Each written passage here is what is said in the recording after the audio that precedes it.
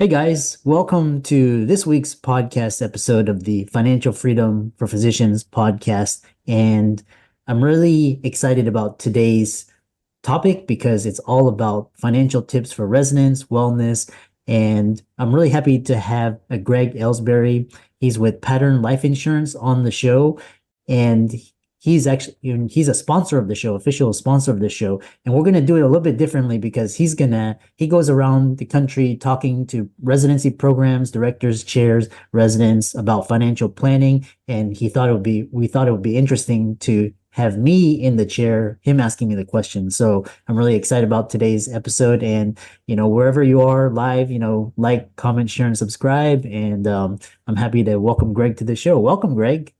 Dr. Lou, thanks for having us. We're excited to be here. We appreciate the opportunity and looking forward to a fun conversation today. So thank you. Yeah, I know you had me in the spotlight, but before we begin, just briefly tell, your role at Pattern Life, what it is, Yeah. and how people can, find you and all that. So, Pattern, obviously, we get the pleasure of working with physicians and helping them secure their income. And so our role, our department is really focused on education. So we go out and we meet with residency programs and we provide lectures on non-clinical topics like disability insurance. So really getting to go into those classrooms during those didactic times and just talk about DI. And so really fun conversations come from those lectures, and you walk away with just a better understanding of, hey, what is DI? Why do I need it as a resident? What can I plan for? What does the process look like? So, as Patterns kind of progressed over the last 11 years, we want to look at how do we give back? How do we help provide education to institutions across the country? And it's a fun gig. We look forward to more of those in the future. Yeah. Yeah, I love that. And for all the audience, be sure to check out the link in the show notes. Check out Pattern Insurance, see how it fits into your plans and goals. And I'm happy to get into the talk. So I know, Greg, you had a list of questions to ask, and I'm happy to delve into it. Thank you, Dr. Lou. So first off, I'd love to kind of know, these days you're a high performer. What's on your mind? What are you doing to kickstart the day? What are you doing to stay focused? Anything new, exciting, or kind of just the standard stuff? Just get in your mind a little bit.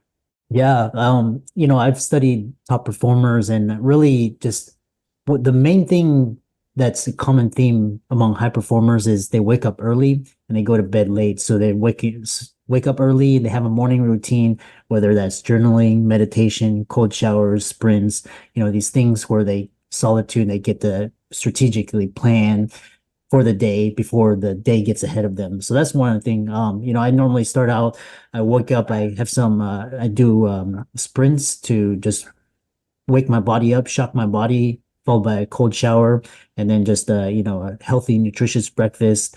And from there, I'm ready to tackle the day. So that's kind of where I am these days. Topic wise, I'm really interested in technological trends, especially with the AI trend coming, and I'm evaluating how it's going to affect finances, how it's going to affect careers, how it's going to affect jobs. So many implications. So I'm always studying that. So that's where I'm at now. I love that. It seems like AI is just ever present, right? We're constantly figuring out how to implement it, how to use it. And I definitely see an opportunity there for it for sure. So awesome. Yeah, I think getting up early, getting your mind right, just having that kind of quiet time to really set the stage for the day is invaluable, right? Especially from a resident's perspective. Or working with a ton of residents across the country, as I alluded to earlier, but it's just a grind. And so, on the topic of residents, from a financial literacy or financial planning perspective, in your experience, what do you see kind of a few mistakes that maybe are made during that residency time that maybe impacts them down the line that they're just not considering right now? Yeah, it's really a big transition going from med school to residency. Med school, you're in debt, and you're really transitioning from kind of like more of a passive, like, assistant role to more of an active role, taking along a lot of responsibilities. So and it's really important to plan. I think for a lot of the audience, if you're in med school or even a residency, it's not too late to start planning. So one thing is top of mind is student loan management, and just ignoring that. And a lot of student residents come out with 300, 400K student loan debt. And that's significant, and so there's a lot of ways to manage that student loan management. Some of it's, coming due 6 months, some of it's coming due immediately. So really work with a student loan planner. A lot of times there's loan forgiveness programs, there's different debt repayment programs, other career options you can go into to help pay for those loans. So that's the first thing is student loan management. So second thing is delaying retirement saving. So retirement saving and investing, it's a long game and it's a strategic game. You don't have to be a genius to get ahead financially, and it all comes down to sound financial habits. So saving at least 10 to 20% if you can, and investing that. So Roth IRA, a brokerage account, start getting that money working for you as early as possible and as much as possible. So that's one thing. The beauty of compound interest is that it's hugely powerful. Once you build a powerful nest egg that can substantially reduce your burdens and set you ahead financially. So that's the second thing. Third thing is lifestyle inflation. So you're going to be around a lot of doctors, attendings, making significant six figures, millions. And so you're going to be tempted to, splurge on a Porsche or, I knew residents in California, they were bragging during 2008, they bought these 800K mansions and a lot of them are hurting from that. So kind of really be wary of lifestyle inflation. One thing that I love to do, one of my favorite mantras is live like a resident. But, like I said, wealth is not what you see, it's what you can do with it. So people don't see the bank accounts, they see, the outward. So that's the third thing is lifestyle inflation. And then also just there's a lot of new apps, there's a lot of software that can budget and track expenses. Like I said, just live within your means, spend less than you earn, save the rest. There's a lot of options and there's a lot of different resources out there for you to track expenses. So that's fourth thing. And last thing is insurance coverage. So really, especially with lawsuits, you can get injured, you can get sick. So make sure your insurance coverage is adequate. These are very practical things. And if you really take them into consideration, they can actually protect you in these sort of catastrophic events. So those are kind of the five things. That's a general overview. We don't have the time to, delve specifically into it, but I'm happy to answer questions from that. I love that. What, on our side, from the disability perspective, the standard disability claim lasts about 2.5 years with physicians. And we're saying, well, gosh, something were to happen, do you have 2.5 years worth of money to keep that lifestyle, go to the same schools? And if you don't, then it's like, it kind of gives you pause a little bit. We've got to, kind of look at something to protect that. And so that nest egg you alluded to earlier, I think is a big deal. And living life like a resident, I think is awesome, right? Yeah. So I think that just kind of, even after, the first couple years of an attending job, if you can keep that to really start stashing away some of that income that you're now getting, I think that's a very big deal. Yeah. You mentioned a couple apps. Is there anything you're really excited about, to name maybe one or two that, helps track expenses or helps manage things that can, everything's on our phone right now. So how do we leverage that technology to, be more successful when it comes to financial planning and literacy? So a lot of them. So for example, I love Mint, and it's basically gives you a comprehensive overview of your financial situation. It can link your bank accounts, your credit cards, investments, and loans, and it can also keep track of spending, create budgets. There's a lot of different things like Pocket Guard. It helps manage your money by showing how much you have. Like I said, there are so many like now, but choose one. I mean, choose the free one and just kind of do it, and track your expenses. I know a lot of residents, they don't want to use these. They just use Google spreadsheets, and every month they have, income, they have a balance, and they do it that way. But, there's a lot of different apps. I like Mint. It's really easy to use and it's very popular. So those are kind of the ones. Awesome. That's awesome. Just being able to get an alert of saying, hey, here's what you spent this month, right? Like that, just staying top of mind, I think is awesome, especially from a resident's perspective, and so, as you shift from residency and going into either a fellowship or your first attending gig, there is that, I want that Porsche. Right now I'm making 5, 6x what I was making as a resident. How do you live? Because you've lived it. How do you live like a resident? How do you keep that mindset? I mean, I know there's a lot of discipline involved there, but in goals and goal setting that kind of goes on through residency. But how do you keep that discipline so that you can, see that light at the end of the tunnel, right? Yeah. Yeah. Really, I mean, like you alluded to, it's all about discipline. And the reason why I love studying the top performers because it's all about discipline. And case in point is professional athletes, just top performers, top surgeons, top physicians, all these CEOs, people that are really excelling, it's all about discipline. So, I mean, once you develop habits and discipline, it's all about execution. So, like I said, financial freedom and financial independence. I know a lot of, well, doctors that are the smartest, but they're very poor. And I know some average doctors, they have good habits and they're financially ahead. So that's the first thing is just kind of, finances are your number one key that you have to start considering transitioning from your attending role, and also from fellowship as well. So that's the first thing. The second thing is when you start this financial planning transition, you have to realize that, once you've created this, comfortable nest egg, you're making maybe 50 to 60K as a resident, and as an attending, you're 300, 500, 700K. So that kind of that first attending role. So you have to really, it's going to be a huge income bump, and you're going to, like I said, it's like a 5 to 6 times your salary. So you're going to be very tempted. But if you live like a resident for the first 3 years and just on that meager resident salary, that 50K salary, and then you save and invest the rest, it could be through real estate, it could be through index funds. You put that money to work. That first 3 years will set you ahead 10 years, 15 years ahead of the colleagues that are, buying the $1 million homes. I know a lot of physicians, they were very frugal coming out of fellowship and into their first attending roles the first 3 years, and now they're financially ahead.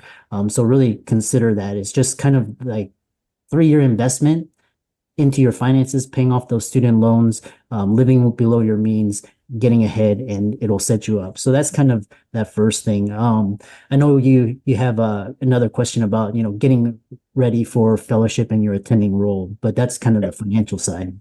Yep. Well, and residents, I mean, doctors, physicians, they're making that investment in themselves, disciplined enough to keep making that investment, over the first 2, 3 years, so that the next 15, 20 years, you can live a lot, more free life. Discipline aspect is something to remember. It's hard, but, staying disciplined with whatever you're doing can obviously pay off dividends. We see a lot of dual physician households. I was at an institution last week, and one of the residents came up and said, do you guys work with couples? And I said, well, of course, a little bit. And what the goal should be, we don't, from a disability insurance perspective, the goal isn't to have 2 DI policies, a space where we can dump that disability insurance policy down the line, potentially liquid assets. We have enough nest eggs. So, are there anything specific that dual physician, households should be focused on, or, anything nuanced to that, right? That you see? Yeah. So dual doctor households is really interesting because that basically puts you have a dual doctor income. So you have that extra cushion in case, a physician, loses their job, or, has a career change, or wants to do something different. So that's the first thing, is you're in a better position with a dual doctor household. With that being said, there's a lot of caveats to consider. The first thing is your tax liability is going to increase a lot. So you have to really have a tax planning, explore tax saving opportunities, strategies tailored for high income households, employ a tax professional. The second thing is, with dual doctor households, estate planning is going to be really important for your kids, for your grandkids. So, powers of attorney, healthcare directives, a lot of these things. The thing that I really love about dual doctor households is that because of that extra cushion, I know, for example, my wife and I were both healthcare. I'm more of the entrepreneur, so I can invest in real estate. I can look at other business investments, I can evaluate other opportunities. And so I know a lot of dual doctor households. One is the stable W-2, kind of makes that 300, 400K. And then the other one is kind of the more risk, and you can take a little bit more risk and set themselves up a lot higher. So that's kind of the way. And then a lot of dual doctor households, they use it as a cushion. So in case they want to have kids, they don't have to have childcare. One of the spouses can stay at home and take care of kids. And it's not just the woman. I know a lot of male physicians that stay at home and take care of the kids these days. So those are kind of the different thing. It's you're in a bigger and a better position, but it also, with that, you have to consider debt. You have to have coordinated financial planning. So those are the some of the things I've seen. Yep, yep. And we hear a lot about managing stress, no matter what the career timeline we're in, but especially those early kind of physician years, managing stress. Obviously, through residency is a different thing, but from a stress perspective, I'm assuming that the financial aspect has a fairly large component of that. Maybe I didn't live like a resident for the first year, and I'm kind of trying to backtrack a little bit. What, from a stress perspective, and from your mind, how big does the finances, obviously there's the impact of being a physician, but does finance play a big component of that if we're not setting ourselves up for success? I think finances go up on the top one or two, the things of really causes of stress, especially with physicians. You have people pulling you in all different directions. You really have to have a way to manage your stress. So that, and a lot of my colleagues, unfortunately, a significant portion of them are divorced or separated. So finances are the top of like the spending habits of the one partner or the other. Significant financial debt, not saving enough, a lot of, and then the second thing is kids. A lot of disagreements and about how to raise kids, different values. So that's one of the top things is divorce can be extremely costly, especially for physicians, losing half of your assets, because of separation. So really pay attention to who you marry. Make sure you have the same financial spending, investing habits. Make sure you have the same values around money. Make sure you have the same values around raising kids. And so kind of those things. I love this saying where it's really who you choose it's not about love. It's, it has to be a practical thing where you look at things and because it's almost like you're entering into a business transaction, and finances are really huge. So that's one other thing. And the other thing is that's really helped is just have set boundaries as you have kids, as you're progressing in your career. You have your spouse and all of these things, all these obligations. You're going to have to really set boundaries on your time, who you allow into your circle, how you network, and just who your friends and colleagues are. So those are kind of the things. And, have a life outside of your family as well as your career. So, have a drink with your friends and, go travel and, go to conferences, network, and always be continuously growing. So that's where you're not being stagnant. Yeah, I like that. One of the things you just mentioned was your circle of friends, and I equate that to trust. And so working with residents, obviously, they're being sought after individuals who are going to be very, high income earners. They're getting sought after left and right from financial advisors, from financial planners, insurance companies, wanting to sell them everything and anything under the sun. Right? And so I guess my question is, one, how do you find somebody you can trust from that perspective? Because there's a lot of instances where people get, put into something that they really shouldn't have. Target audience for some skeezy things that may happen. And obviously there's a lot of good intentions, but if I'm a resident, how do I go explore options and find, one, somebody that I can trust, but two, that has my best interest in mind? I think that's a big deal. Yeah, it's really, like I said, I took a little bit more unconventional approach. Was I learned how to invest. I learned what money was, how it worked, how to save it, grow it, invest it, multiply it, protect it. So you want somebody, either that you either through your education or through your network.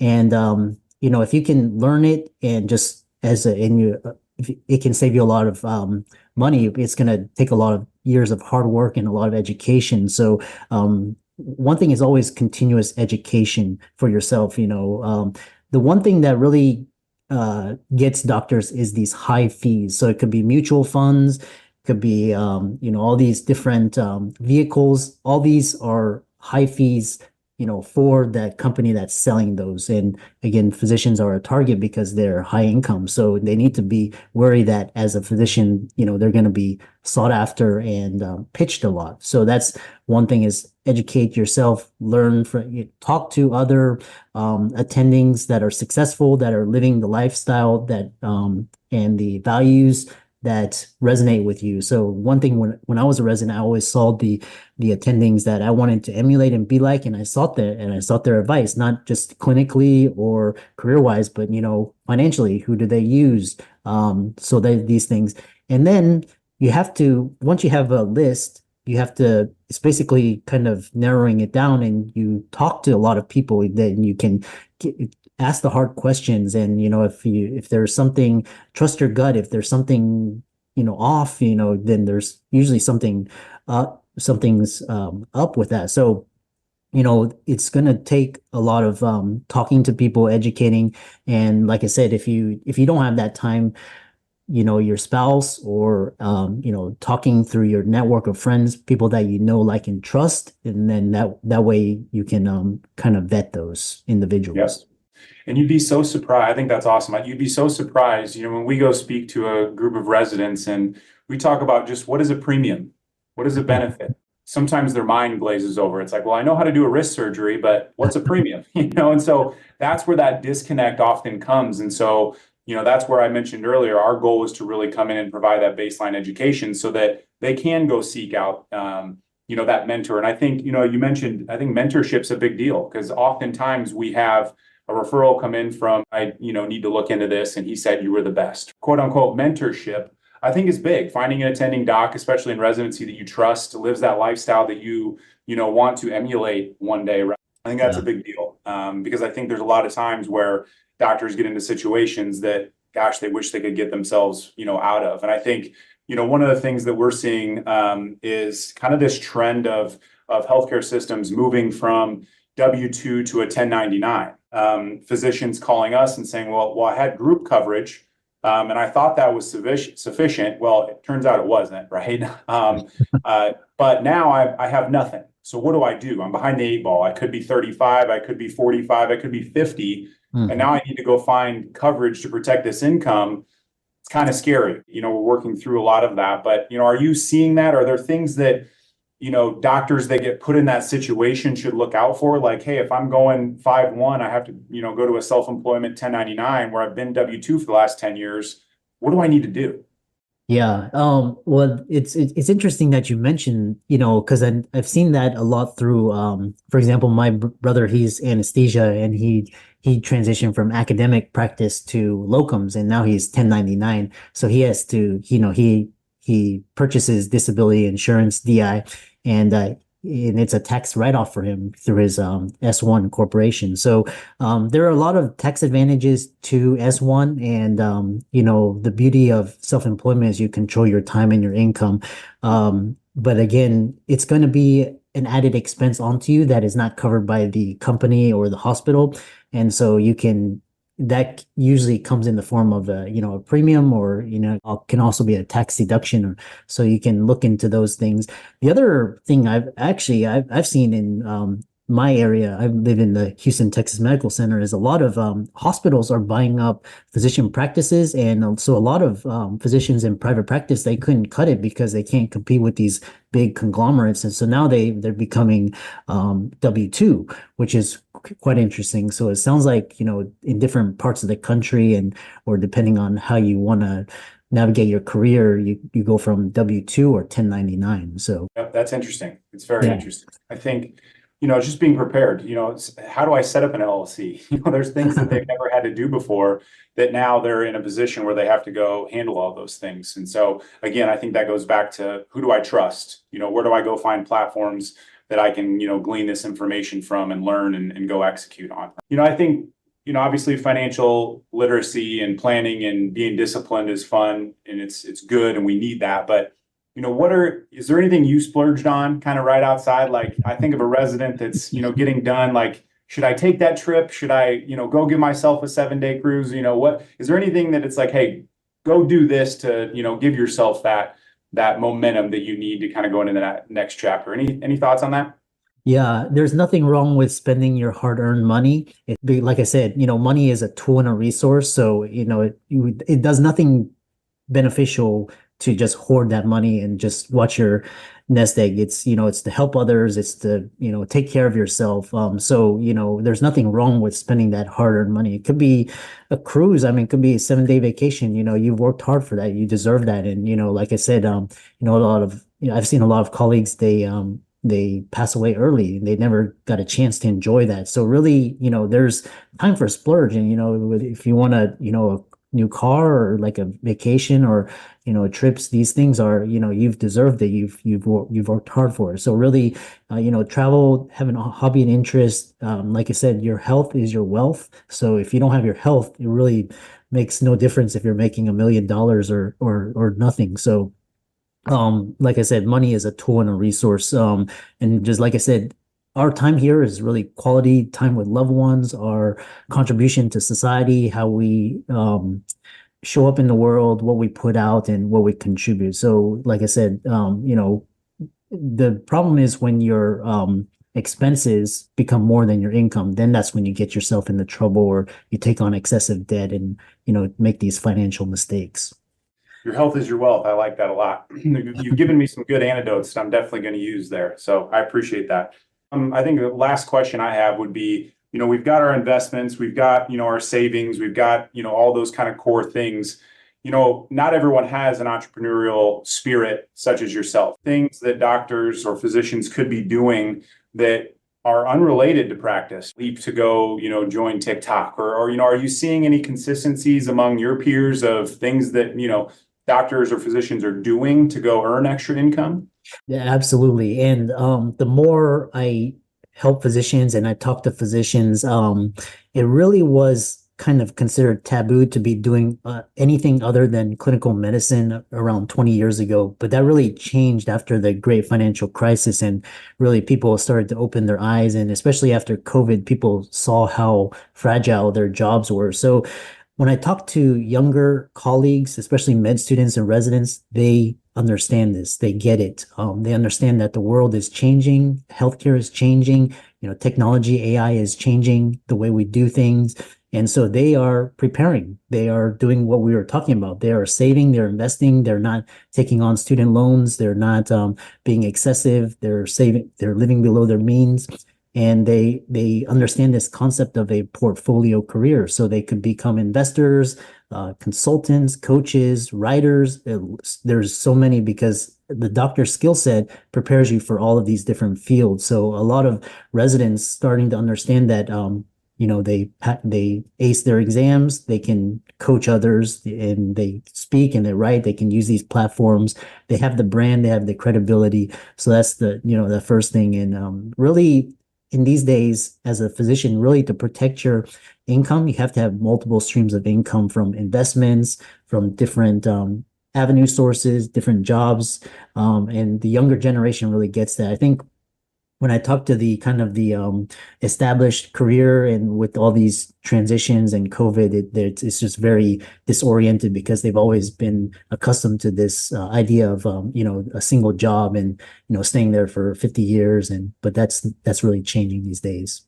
I went down, match day just happened, right? Video on Instagram, and I got all these match day videos. So it's just fun to, the generational difference of how to leverage social media to create a following. Discipline that I've used to get through med school and residency and into that attending job to go do other things. And so I think that's good, that freedom, that ability to go, kind of veer away. I've still got my medicine, right? But I'm going in and trying new things. I think that's a good spirit to have. So I love that.